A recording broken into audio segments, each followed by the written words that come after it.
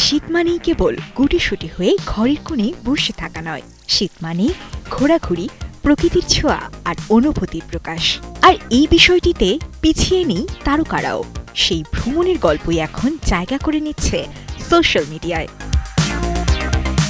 অভিনেত্রী সাদিয়া আয়মান এখন ইউরোপের দেশ পর্তুগালে সুইমিং পুলে তোলা একগুচ্ছ ছবি পোস্ট করে তিনি লিখেছেন, আমার হৃদয় আবহাওয়ার চেয়েও শীতল। তীব্র শীতের মধ্যেও তার জলকেলির ছবি দেখে ভক্তরাও নানা রকম মন্তব্য করছেন।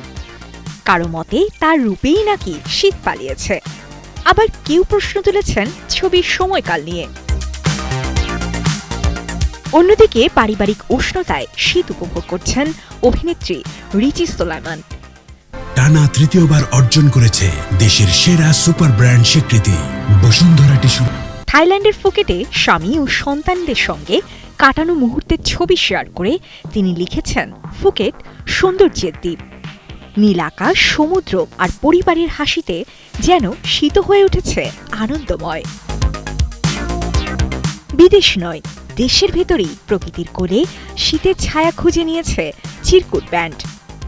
সিলেটের চা বাগানে দলের সব সদস্যদের সঙ্গে তোলা ছবিতে ব্যান্ডের ভোকাল শারমিন সুলতানা সুমি লিখেছেন, এই শান্ত শীতল জীবন অপার সিলেটকে যে ভালোবাসে সে আসলে আমাকেও ভালোবাসে। সবুজ চা বাগান আর কুয়াশার আবেশে ছবিগুলো যেন শীতের কবিতা।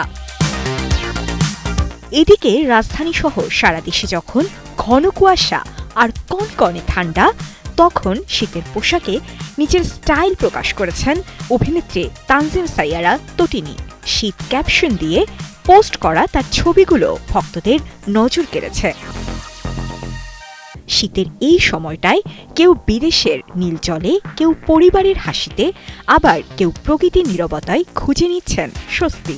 সব মিলিয়ে ভ্রমণ আর অনুভূতির এই গল্পেই যেন তারকাদের শীত হয়ে উঠেছে আরও উপভোগের।